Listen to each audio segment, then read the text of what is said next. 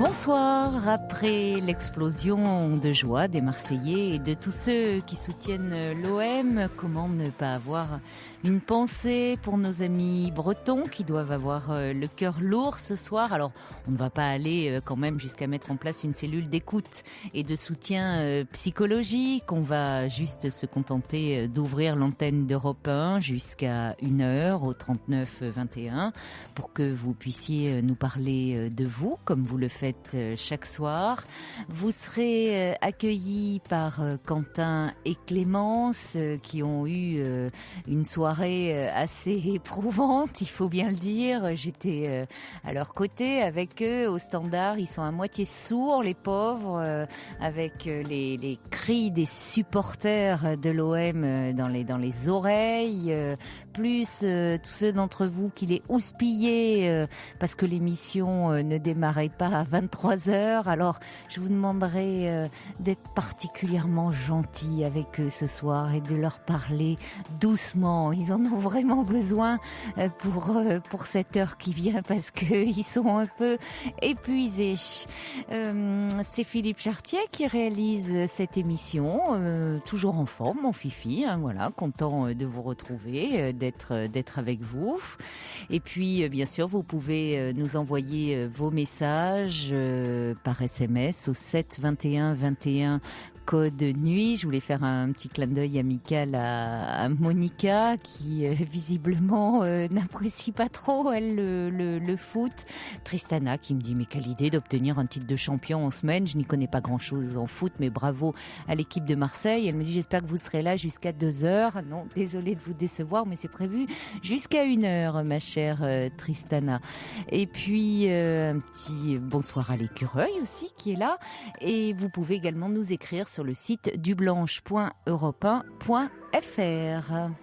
39 21, je vous attends. Jusqu'à 1h sur Europe 1, Caroline Dublanche.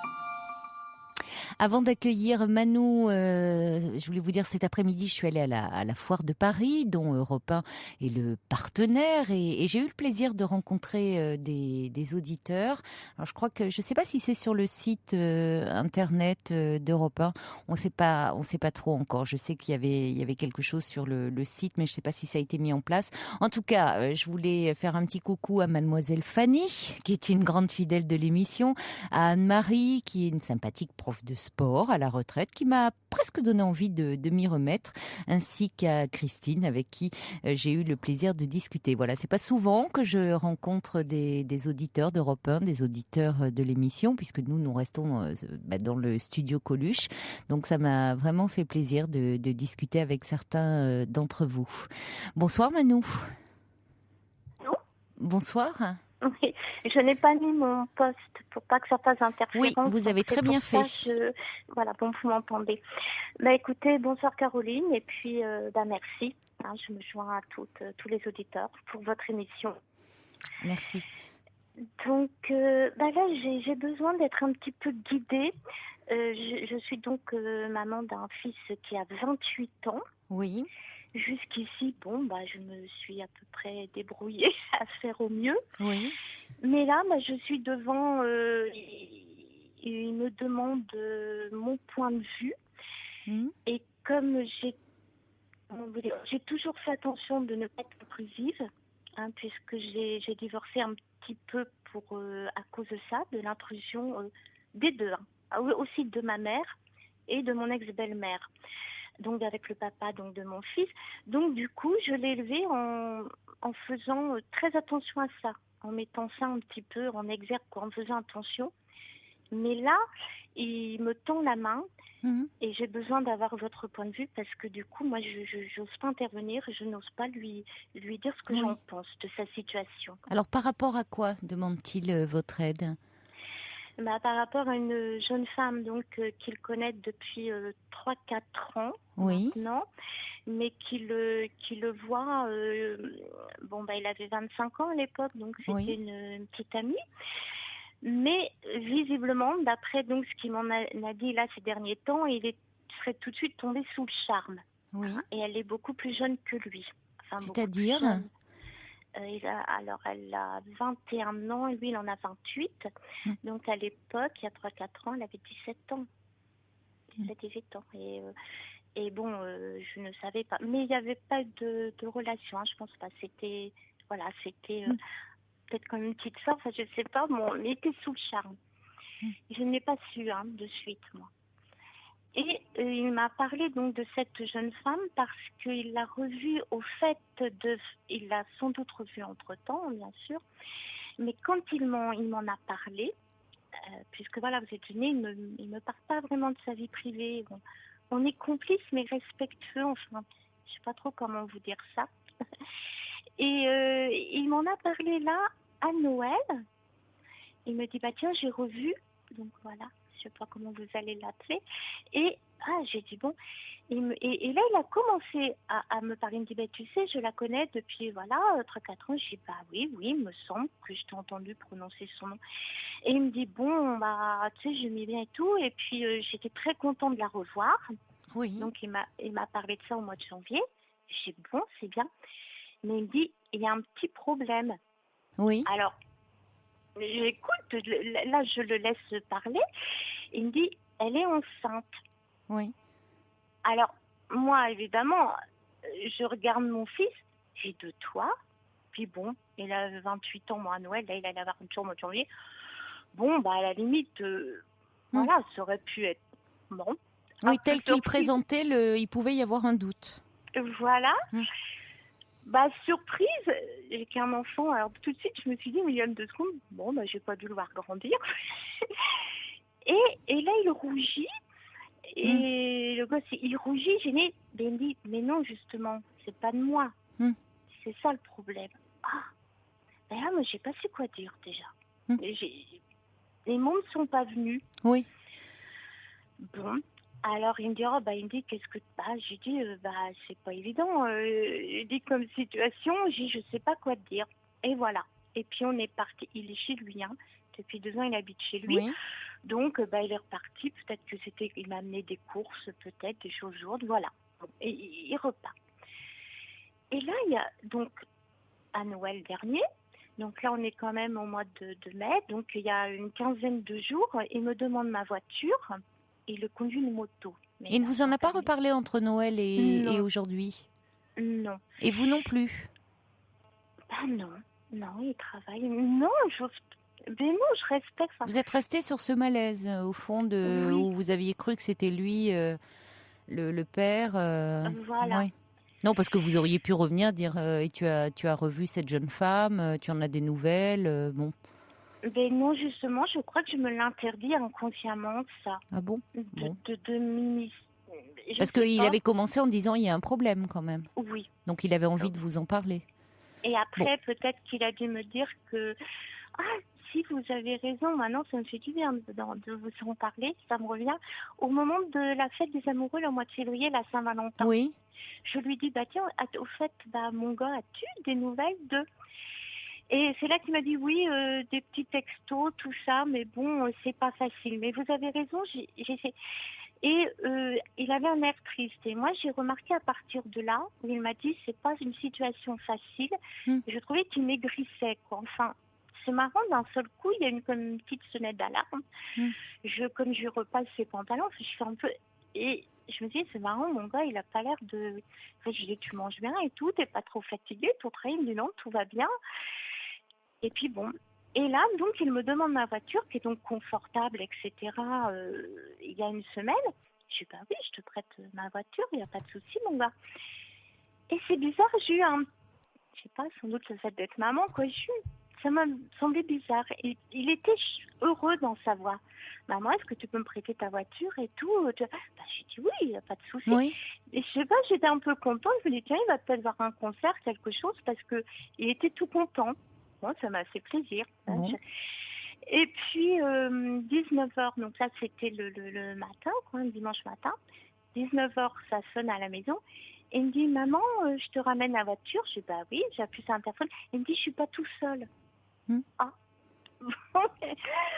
Et puis, donc, j'ouvre, il monte. Et donc, je reconnais cette petite jeune femme que, quand même, depuis 3-4 ans, au début, je l'avais vue, entre-temps, comme ça, j'avais aperçu. Et elle était avec son bébé. En fait, elle a accouché au mois de mars. Oui. Et j'étais contente. Je sais pas, j'étais peut-être là, j'ai une grand-mère, mais qu'est-ce que j'étais heureuse de voir ce petit bébé.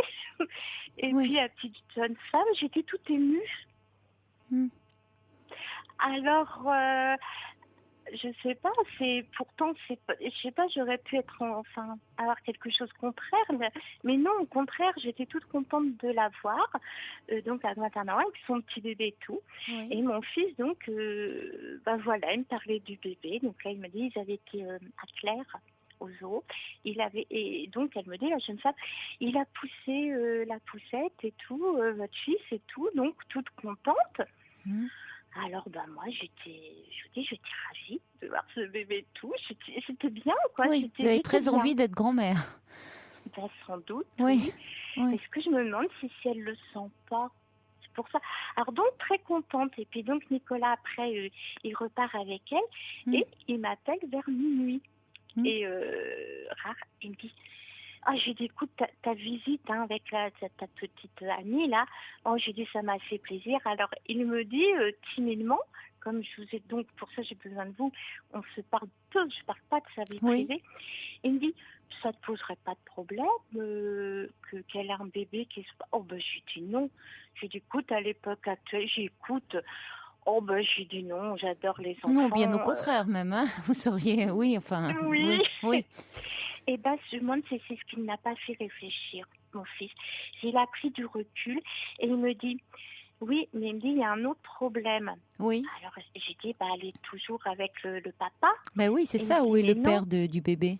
Et il me dit, non, elle est avec quelqu'un d'autre. J'ai dit, écoute, là, je suis perdue. Ah bon? Oui, effectivement, il y a de quoi. Oui, parce qu'il est tout petit. Oui, alors... entre-temps qu'elle ne voyait pas mon fils qui s'envoyait des SMS et qu'elle lui disait qu'elle réglait la situation et qu'elle attendait donc d'avoir ce bébé chez ses parents, elle a rencontré encore quelqu'un d'autre que mon fils. Oui. Et puis elle est avec lui. Alors pourquoi elle est revenue vers mon fils? Alors du coup, il me dit, qu'est-ce que tu en penses? Et moi, j'ai pas su quoi dire. Parce qu'en fait, je crois que je m'interdis, je ne veux pas juger cette petite jeune femme, parce que j'étais... Non, il ne s'agit pas de porter un jugement. Oui, je comprends. Vous. Et puis je peux pas, j'étais toute contente de voir avec son bébé. Oui, vous étiez trop émue par finalement cette jeune femme et par ce bébé. Et finalement prête à l'accepter, elle et ce bébé, et donc un peu déçue d'apprendre qu'il y avait un autre homme dans le circuit. Vous l'imaginiez déjà ensemble. Et votre fils, comment réagit-il? Moi je le vois triste, hein. Et il est pas bien. Mais elle continue la relation avec votre fils? Et c'est elle, hein, visiblement, parce que mon fils, je lui dis, mais alors, ce que j'ai dit, mais as-tu été claire?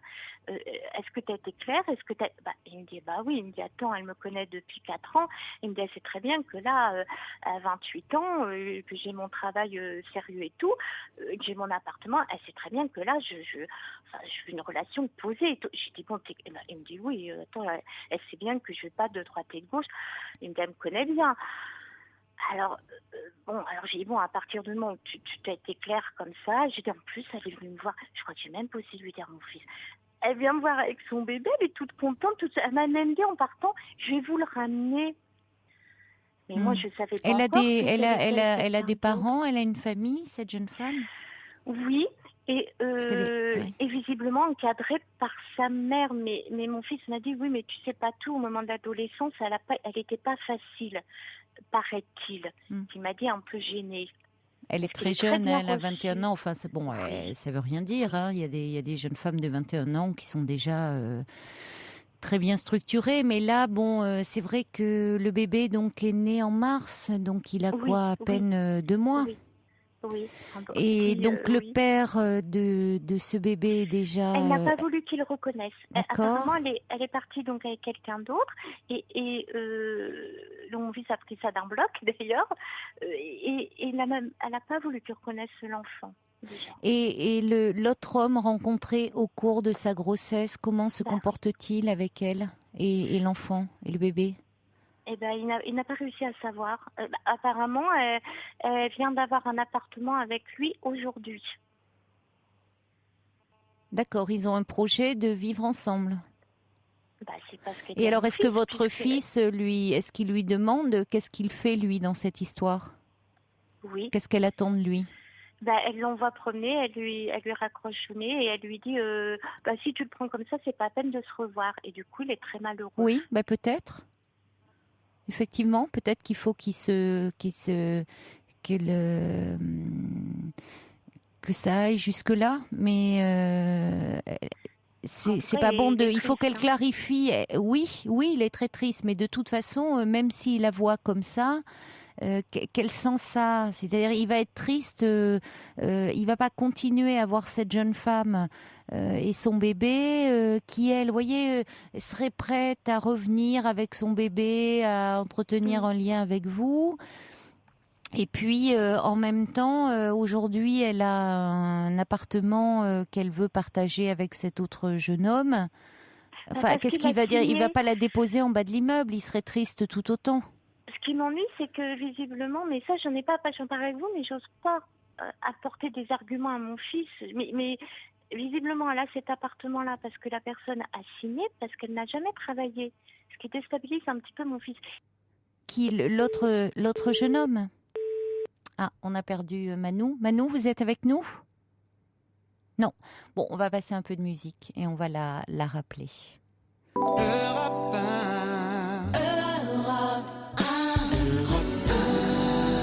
The Connells, 74-75. Alors, Manou n'a apparemment plus de batterie parce que nous avons essayé de la joindre sur son portable et nous tombons tout de suite sur son répondeur.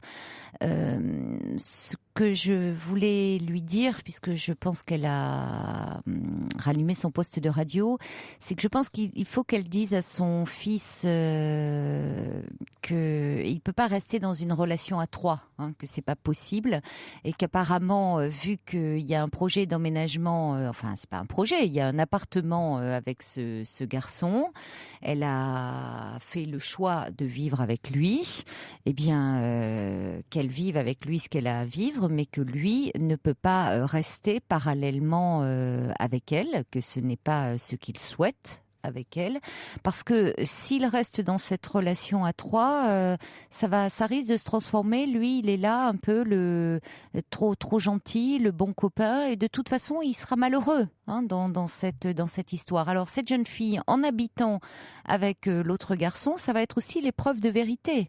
Là, elle va partager un quotidien. Donc, il se peut que ça se passe bien, mais il se peut aussi que ça ne se passe pas forcément bien. Et qui sait, elle pourra revenir vers le fils de Manou.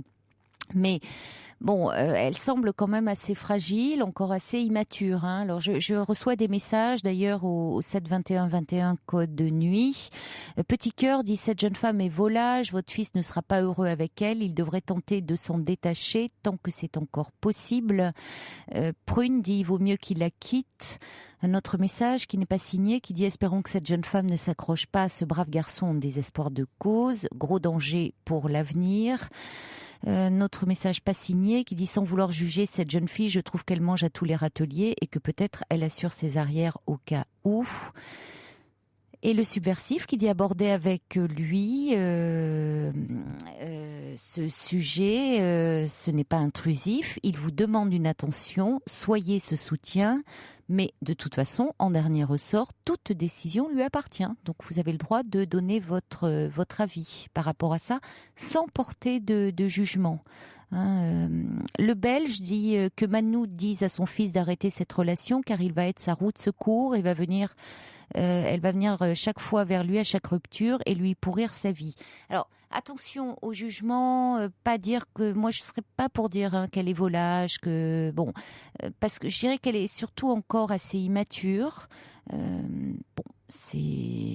Et que c'est compliqué et que effectivement elle risque de souffrir si à chaque fois qu'elle rompt, elle reprend contact avec votre fils. Donc il faut qu'il ait quand même conscience de cela et à quoi il s'engage avec elle. Voilà. Mais de parler avec lui, l'amener à réfléchir, c'est pas lui dire, vous pouvez lui dire ce que vous en pensez en définitive, la décision lui appartient. Je reçois aussi un mail d'une jeune femme qui est à Montréal et qui dit mais comment vous contacter par téléphone de Montréal? Alors de Montréal ou d'ailleurs, hein, même dans les dom-toms, vous ne pouvez pas appeler le 3921, malheureusement ça ne fonctionne pas. Donc effectivement ce qu'il faut faire, c'est nous envoyer un mail dans la partie objet, message, vous mettez votre numéro de téléphone complet et nous vous rappelons. Soyez assurés que nous vous rappellerons. Vous mettez pas votre... Bon, ça paraît curieux, mais surtout ne mettez pas votre numéro de téléphone dans la partie numéro de téléphone parce que les chiffres sont trop nombreux avec l'indicatif et donc on ne l'a pas en entier. Donc, de l'étranger, vous mettez votre numéro de téléphone complet dans la partie message si vous nous appelez de l'étranger, parce qu'effectivement, le 3921, ça sonne toujours occupé, vous ne pouvez pas nous joindre. Bonsoir Violette. Bonsoir Caroline, bonsoir à tous. Tout d'abord, je vous remercie de m'écouter. Je vous en prie, je suis là pour ça. Voilà, je vais vous exposer mon cas. Donc, je vais avoir 65 ans, mon mari 70. Nous sommes mariés depuis 46 ans déjà. Oui. Et nous n'avons plus de dialogue depuis plusieurs mois. Il n'a jamais été prolixe, vraiment, ce n'était jamais été un grand bavard, mais maintenant, par les conversations sur la pluie et le beau temps, nous n'avons plus de projet commun, il n'a plus de démonstration d'affection vis-à-vis de moi, plus de relations sexuelles. Mmh. En revanche, ce qui est paradoxal, c'est qu'il refuse de rencontrer un conseiller conjugal et il ne veut pas entendre parler de divorce. Il n'est pas dépressif et il est très convivial avec les autres, très souriant. Il n'a jamais été très démonstratif, même avec ses enfants. Mais je souffre de cette situation. J'ai beau lui demander des explications. Quand je lui pose des questions sur le devenir de notre couple, où il se fâche, où il me répond « ne recommence pas avec ça », où il ne me répond pas du tout. En fait, j'ignore ce qu'il envisage, ce qu'il pense. J'ai beau pleurer devant lui, me fâcher, parler avec douceur, rien n'y fait, il reste stoïque. Même quand je le menace de le quitter, il voit bien que je suis mal, mais cela n'a pas l'air de le toucher. Voilà. Oui, c'est d'autant plus douloureux, cette impassibilité. Voilà. Et alors, finalement, c'est assez récent, me dites-vous, puisque vous dites que ça remonte à quelques mois. Quelques mois, oui, quelques mois. Enfin, c'est étrange, ce changement comme ça de comportement. Il s'est passé quelque chose dans sa vie, dans la vôtre, dans votre relation? Pas vraiment. Nous sommes en retraite tous les deux depuis, moi depuis 10 ans, lui depuis 7 ans. Mais non, je ne le vois pas. Je pense que maintenant, je pense qu'il fait un trait sur le couple, qu'il veut vivre en colocataire pratiquement sans se prendre la tête. Alors que moi, je voudrais que nous rencontrions un thérapeute pour sauver notre couple, car moi, je l'aime, en fait. Lui, il ne me dit pas qu'il m'aime, il ne me répond pas quand je lui pose la question, il est évasif. Voilà, je sens bien qu'il s'est détaché de moi. Oui, mais vous êtes mariée depuis 46 ans et finalement ce détachement, même si vous dites qu'il n'a jamais été très démonstratif, il y avait quand même des choses que vous partagiez, il y avait de la tendresse entre vous, il y avait de la sexualité, il y avait... Et alors, pourquoi, comme ça, depuis quelques mois, il y a un tel détachement ? Je ne sais pas. Qu'est-ce qui aurait provoqué le fait que subitement il veuille, comme vous dites, être finalement partager une colocation? Je ne sais pas, je suis de nature assez exclusive. Peut-être que c'est ça qui, à la longue, l'agace. Qu'est-ce que vous voulez dire par exclusivité? Je voudrais qu'il m'embrasse, qu'il me fasse des compliments, qu'il fasse attention à moi, en un mot, quoi. Peut-être que il trouve que j'ai dépassé l'âge, que ce n'est plus notre âge, ou je ne sais pas ce qui se passe dans sa tête. Ouais. Oui, en même temps, lui aussi se prive de cela. Parce que ça veut dire qu'il se prive de toute tendresse, mais aussi de sexualité. Voilà, avec moi. Oui. Oui, donc vous pensez quand vous dites avec vous, qu'éventuellement il pourrait trouver cela ailleurs. Je me pose la question. Ouais. Oui, parce que du fait qu'il ne veuille pas qu'on rencontre tous les deux un thérapeute. Donc lui n'a pas, ça, vous l'entendez comme au fond ça ne le gêne pas, la relation telle que vous la vivez. Non. Et il n'a pas envie, il n'aurait pas envie que ça s'améliore. Non, tout à fait. La relation copain-copain ne gêne pas du tout, quoi. Alors, il est certain que plus vous allez être en demande, Violette, plus vous allez réclamer des baisers, de la tendresse, plus ça risque de l'exaspérer. Et plus il risque de se renfermer, de se replier sur lui-même, voire même d'être de plus en plus distant. Est-ce que vous avez essayé, au fond, ça vaudrait peut-être le coup d'essayer l'attitude inverse pendant quelque temps, voir quelle pourrait être sa réaction, c'est-à-dire faire comme si vous preniez au mot, c'est-à-dire comme si ce détachement, m'arranger. Ok, voilà, exactement. Enfin, en tout cas, après, vous lui avez montré que ça vous a blessé, mais que finalement, vous pouvez y trouver votre compte. En sortant, en ne lui disant pas en ne lui disant pas où vous allez, et surtout en ne lui demandant rien, sans être agressive. C'est compliqué, ce que je vous propose, parce que évidemment, mais vous ne lui demandez rien, mais ce qui veut dire ne pas être agressive non plus, parce que si vous êtes agressive vis-à-vis de lui, ça lui montre votre souffrance. Ça lui montre que cette relation vous pèse, vous rend malheureuse et voilà, c'est ce qui se passe. Et donc lui, ça le renvoie quand même d'une certaine façon à sa culpabilité, de ne pas vous rendre heureuse. Non, finalement, vous opérez un certain détachement, quitte à vous avez des amis? Bien un petit noyau d'amis quand même. Oui. Mais je suis assez réservée et donc j'étais très très très attachée à notre couple. Oui. Nous vivions assez de façon fusionnelle. Voilà. Au départ, c'était ça, oui. Et donc j'ai gardé cette habitude-là. Oui. Est-ce que lui, alors c'est compliqué justement dans les couples comme ça qui fonctionnent de façon fusionnelle. C'est d'autant plus douloureux quand l'un sort de ce mode de fonctionnement pour une raison X ou Y, pour celui qui reste un peu sur le carreau. Oui. Alors pourquoi vous ne savez pas bien puisqu'il ne vous répond pas. Non. Alors il y a le subversif qui dit un brusque changement de conduite désigne une crise qu'il traverse d'évidence. S'il refuse toute parole, une décision devra être prise.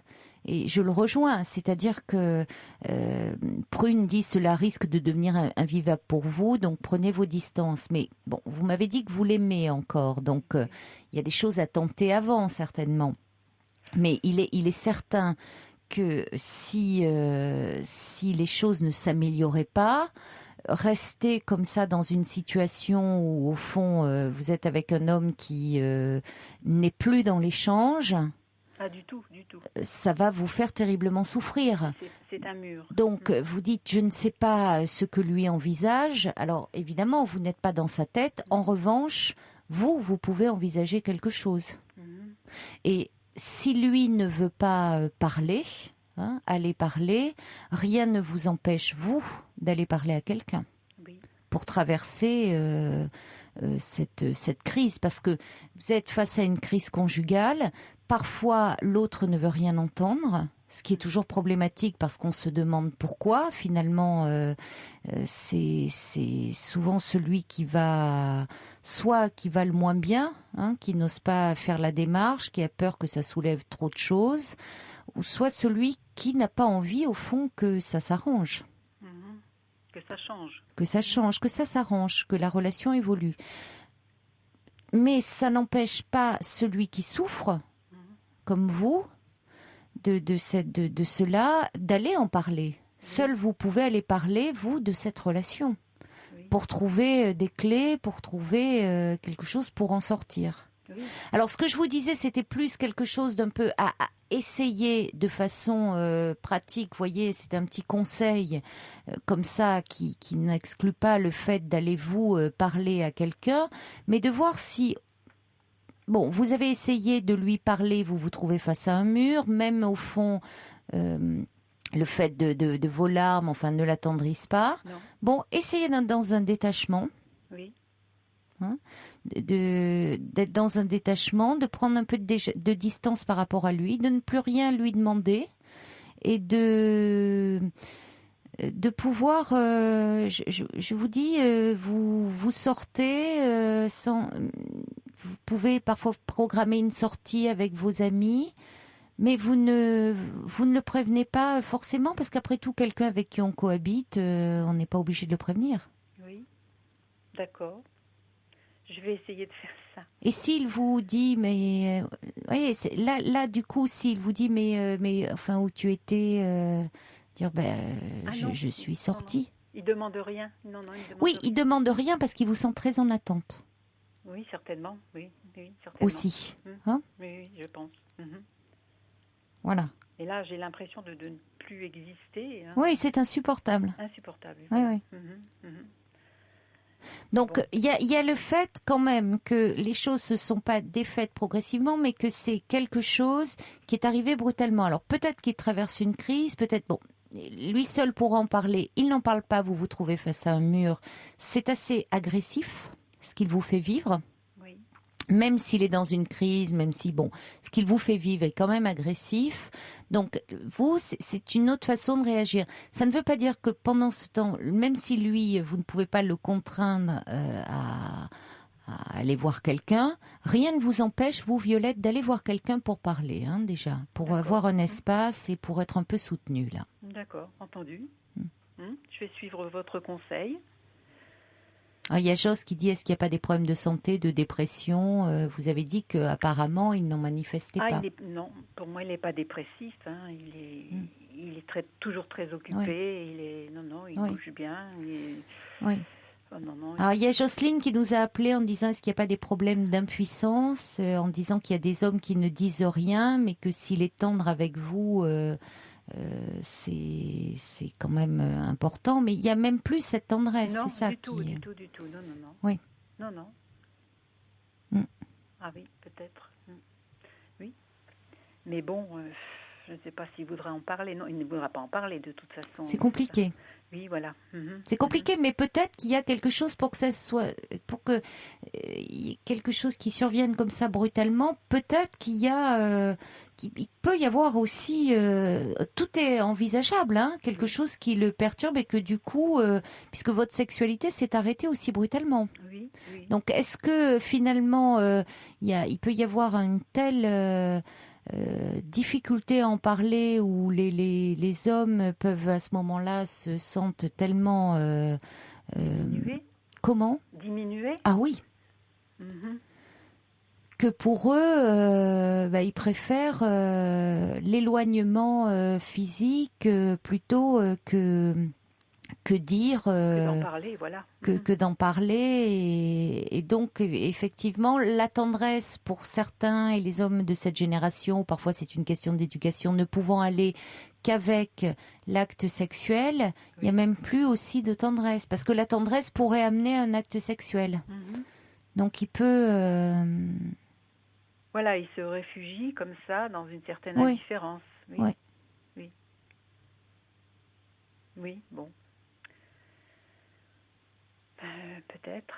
Oui, parce que c'est cette brutalité qui est surprenante. Hein, c'est pas quelque chose qui s'est défait progressivement. Voilà.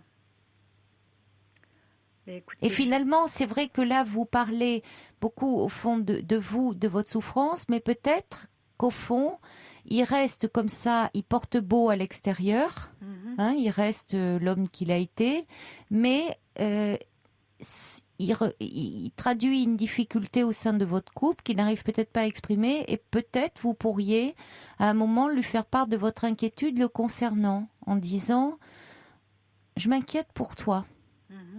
Plutôt que de partir de vous. Oui. C'est là que vous attendez des choses de lui, ou vous demandez à être rassuré au fond, sur vous-même, sur votre couple, sur est-ce que tu m'aimes toujours, et plutôt être un peu à distance en disant « Je m'inquiète pour toi, je suis préoccupée, qu'est-ce qui se passe ?» Mais je pense qu'il va me répondre « Mais non, tout va bien. » Bon, et peut-être que ça, et puis peut-être que ça fera son chemin aussi. Peut-être. Bon courage en tout cas. Je vais le faire. Merci beaucoup. Au revoir Violette. Je vous remercie beaucoup. Au revoir. Au revoir. Pour rejoindre Caroline Dublanche, appelez le 39 21, 34 centimes la minute.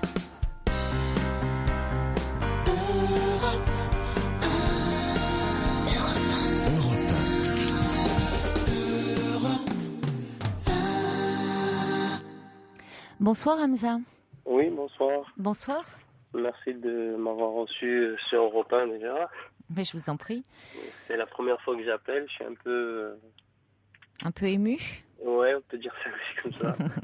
Mais soyez le bienvenu. Merci.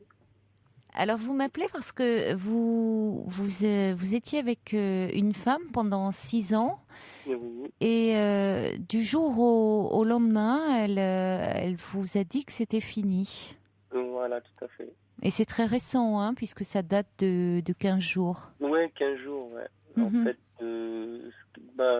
pour cette femme, c'était ma copine, j'allais chez eux, moi je vivais chez mes parents, puis elle vivait chez ses parents. Oui. J'allais tous les week-ends, je l'ai toujours soutenu au niveau de sa formation qu'il est en train de faire actuellement sur un endroit qui est pas très très loin non plus de chez elle.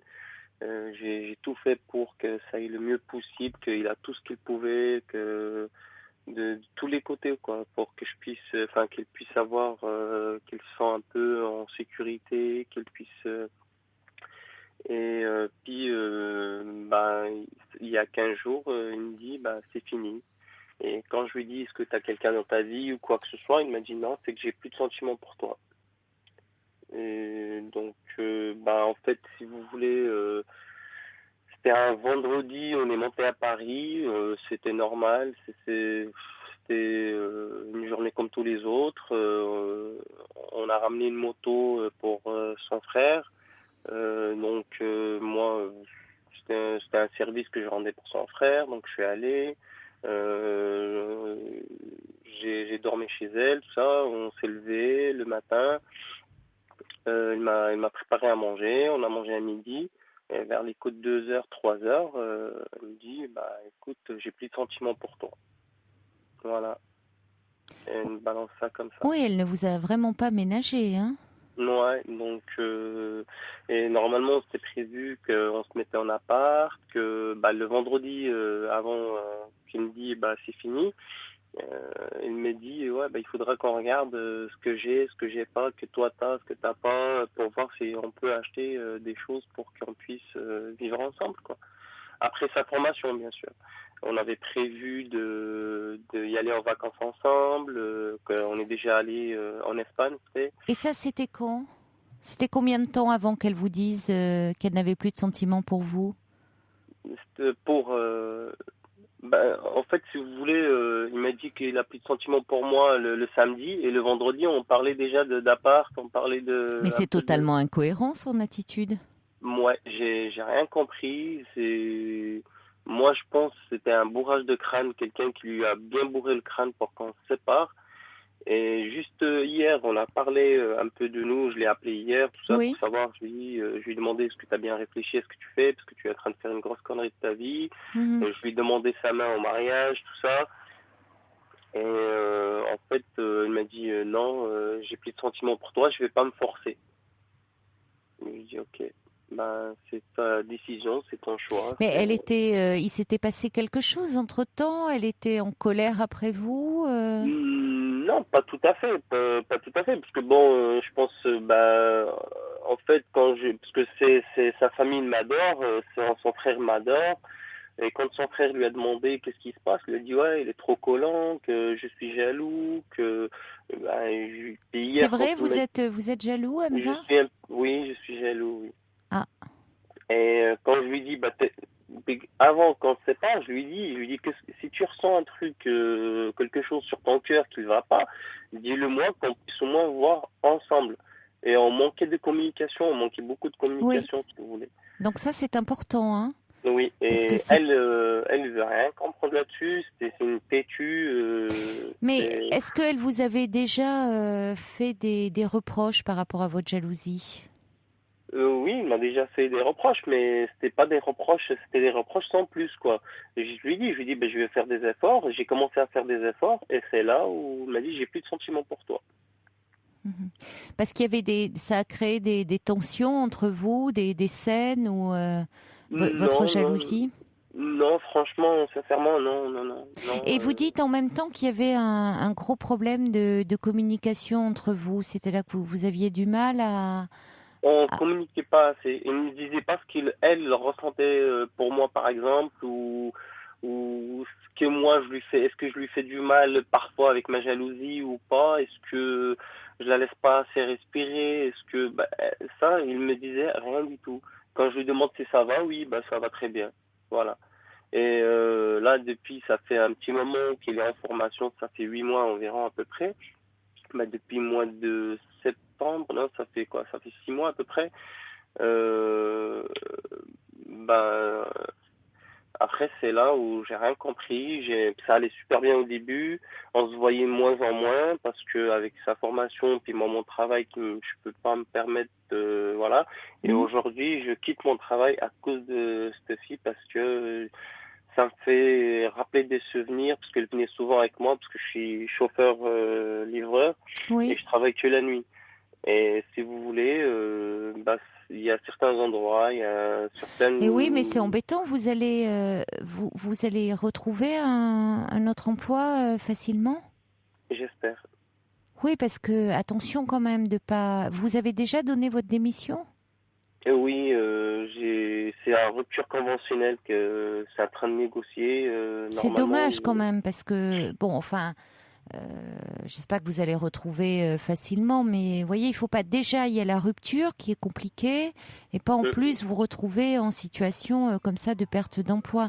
Peut-être, vous voyez, je reçois un message du subversif qui dit peut-être a-t-elle eu une soudaine peur de l'engagement avant l'emménagement, rien ne presse. Bon, ça fait que 15 jours. Hein. En 15 jours, on peut pas savoir. Si vous voulez, ça me paraît très très rapide. On casse pas comme ça du jour au lendemain sur 6 ans, sur une relation de 6 ans. Peut-être que votre jalousie lui était devenue insupportable, qu'elle a eu peur du fait de cet emménagement, de se dire que là, vous alliez être de plus en plus jaloux. C'est-à-dire que en emménageant, vous alliez être de plus en plus exclusif. Elle devenait un peu votre propriété. Et peut-être que effectivement, elle a réfléchi là-dessus et qu'elle s'est dit ça va pas être possible. Donc il faut peut-être aussi réfléchir là-dessus, travailler là-dessus, parce que si vous êtes aussi jaloux, Hamza, ça veut dire que vous avez certainement du mal à avoir confiance en vous. Et c'est là-dessus qu'il faudrait un peu réfléchir et travailler pour ne pas envenimer la relation avec elle ou peut-être une relation avec quelqu'un d'autre. Bon courage en tout cas pour la suite. Au revoir Hamza.